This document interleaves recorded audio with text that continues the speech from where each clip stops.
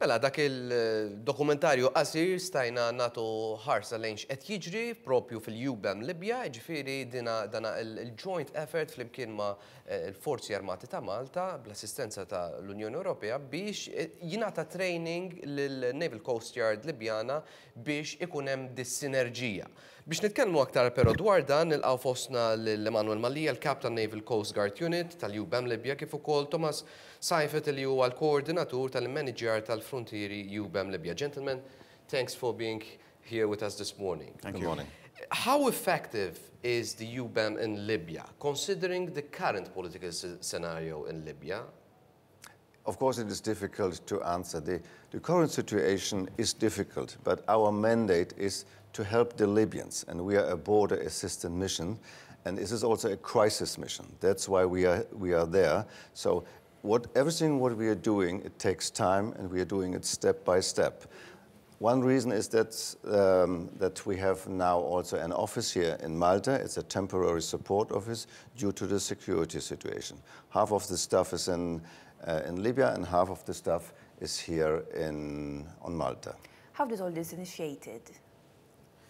The mission, you mean? Yes. Of course, after the revolution in Libya, there was a state of chaos at the borders. So, like the EU has done in other countries, this mission was developed to assist the Libyan authorities build capability at the borders. So it is not just on the naval part, as we are seeing in the video, but also on the land borders, and primarily on the land borders. But why is Malta involved in this mission? Malta is, the interest for Malta is to have a secure sea. It is not just illegal migration, but Malta depends much on maritime traffic in our region. So we depend on having a secure sea. And having a secure Libya is important in that respect. So that is the direct importance for Malta. And why Malta was willing for the first time to send officers, serving officers, on a mission, in this case quite close, but a very important neighbor to Malta. However, it seems that Libyans are having a problem controlling the borders. Why is that? The borders, if you imagine, it is 6,000 kilometers, what Emanuel says, 6,000 kilometers.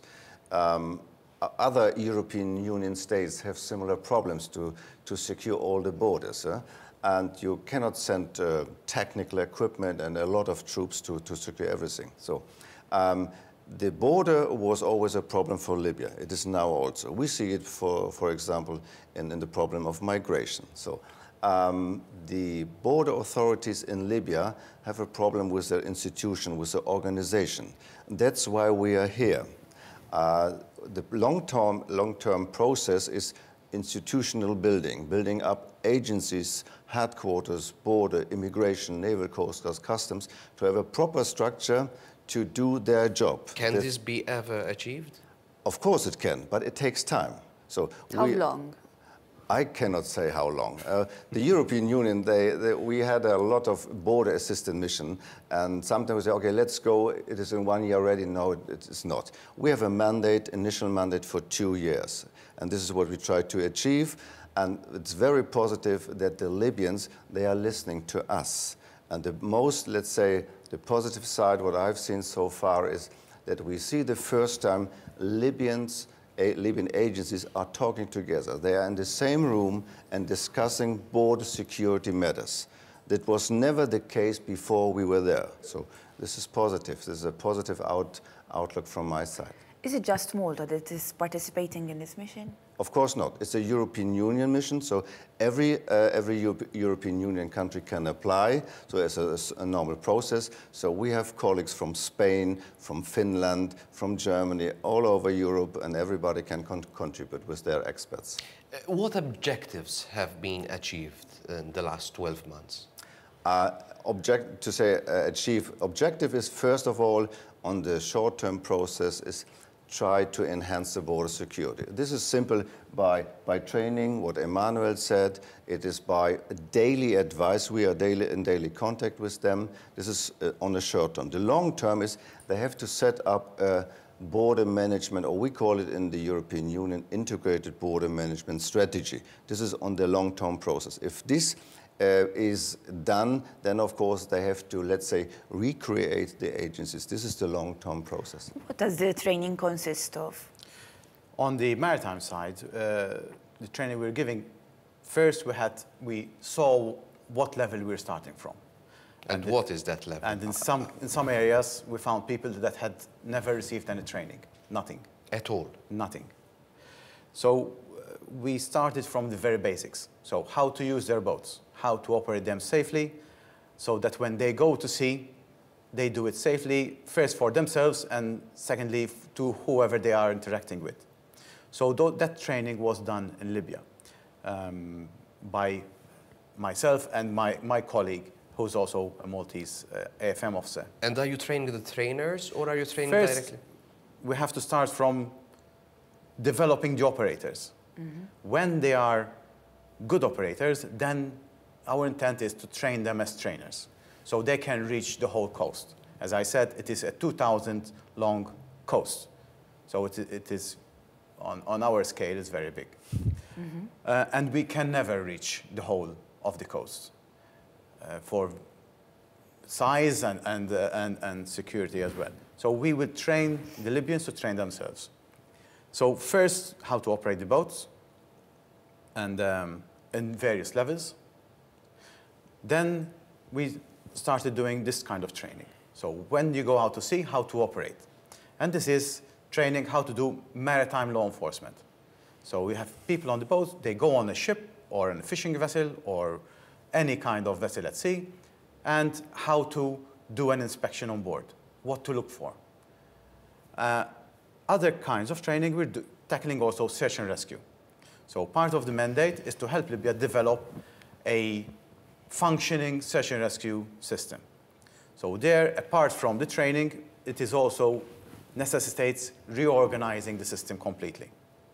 And that is where the advice has been given, and we will help them through mentoring how to develop that and give them training.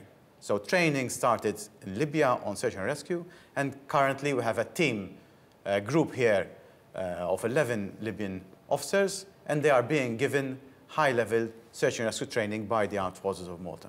Do they have enough, do they have enough human resources, the Libyans, to control their border? I mean, you can never have enough, probably, but in reality, when it comes to numbers, do they have the sufficient numbers to work? It's difficult to not answer. Not just numbers, resources. Yeah, do they have enough resources? At the moment, not. What we want to, let's say, to train them, that they have to make an analysis. What are the risks for the country? And if you have, this is always the first step in the cycle. If you do this risk analysis, you know, where are the major threats? Where do they come from?